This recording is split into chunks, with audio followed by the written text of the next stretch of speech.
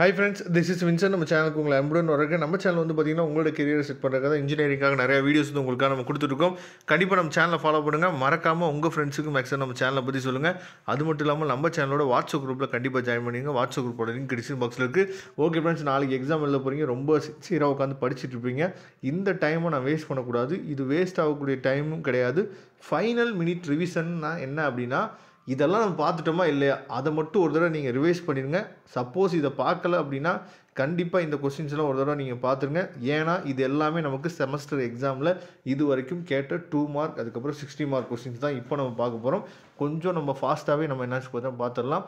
அதாவது செம்மொழி என்றால் என்ன, ஃபஸ்ட்டு 2 மார்க் பார்த்துட்டு அப்புறம் 60 மார்க் நம்ம பார்க்கலாம். சரியா? வாட் இஸ் கிளாசிக்கல் லாங்குவேஜ், அதுக்கப்புறம் 4000 திவ்ய பிரபந்தம் பாடிய ஆழ்வார்களின் எண்ணிக்கை, நம்பர் ஆஃப் ஆழ்வார்கள் ஹூ சா 4000 திவ்ய பிரமான். சரி, அதை தெளிவாக பார்த்துங்க. அதுக்கப்புறம் நடுக்கல் என்றால் வாட் இஸ் ஹீரோ ஸ்டோன், அதுக்கப்புறம் ஐம்பொன்னில் கலந்துள்ள உலோகங்கள் யாவை, what are the metals in France.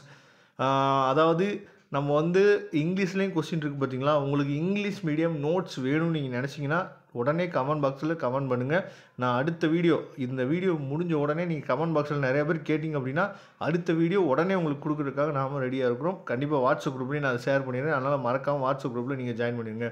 தோல்பாவை கூத்து என்றால் என்ன, வாட் இஸ் லெதர் ப்ராப்பர்ட்டி. சரியா? தெளிவாக பார்த்துங்க. அதுக்கப்புறம் தமிழர்களின் வீர விளையாட்டுகளின் பெயர்களும் 4 எழுதுக. சரியா? ஹீரோசிக் ஸ்போர்ட்ஸ் ஆஃப் தமிழ். அதுக்கப்புறம் புறம் என்பதன் பொருள் யார், வாட் இஸ் புறம். சரியா? சங்க கால துறைமுகங்களின் பெயர்களுள் 4 எழுதுக. அதாவது name of any forts of the Sangam age.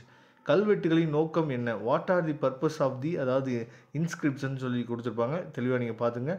தமிழக வரலாறும் மக்களும் பண்பாடும் என்ற நூலின் ஆசிரியர் யார், சிற்றிலக்கியம் என்றால் என்ன, இது தெளிவாக பார்த்துங்க. Minor poetry. அதுக்கப்புறம் ஐம்பெரும் காப்பியங்கள் யாவை, 5 கிரேட்டஸ்ட் தமிழ் எபிக்ஸ். சிறு தெய்வங்கள் என்றால் என்ன, வாட் ஆர் தி மைனர் திடைஸ் அப்படின்னு சொல்லி கொடுத்துருக்காங்க. அது தெளிவாக நீங்கள் பார்த்துங்க. அதுக்கப்புறம் பழந்தமிழர்களின் பயன்படுத்திய இசைக்கருவிகளின் பெயர்கள் 4 எழுதுக. தமிழர்களின் வீர விளையாட்டுகளில் 2 குறிப்பிடுக. ஒயிலாட்டம் என்பதன் பொருள் யாது. அதுக்கப்புறம் விளக்குக அப்படின்னு சொல்லிட்டு அகம் சொல்லி கொடுத்துருக்காங்க. அகமனோட கான்செப்டை நம்ம என்னன்னு எக்ஸ்பிளைன் பண்ணணும். அதுக்கப்புறம் தமிழக, அதாவது சங்ககால நகரங்களின் பெயர்களும் 4 குறிப்பிடுக.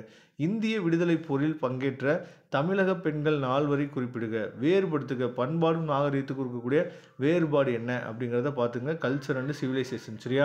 அதுக்கப்புறம் முக்கியமானது 60 மார்க் கொஸ்டின் பார்க்க போகிறோம். கண்டிப்பாக இதுலேருந்து நிறையா கொஸ்டின்ஸ் நாளைக்கு வந்துச்சு அப்படின்னா எனக்கும் ரொம்ப சந்தோஷமாக இருக்கும். கண்டிப்பாக வரதுக்கு வாய்ப்புகள் வந்து அதிகமாக இருக்குது. திருக்குறளில் இடம்பெற்றுள்ள மேலாண்மை கருத்துக்களை விளக்குக.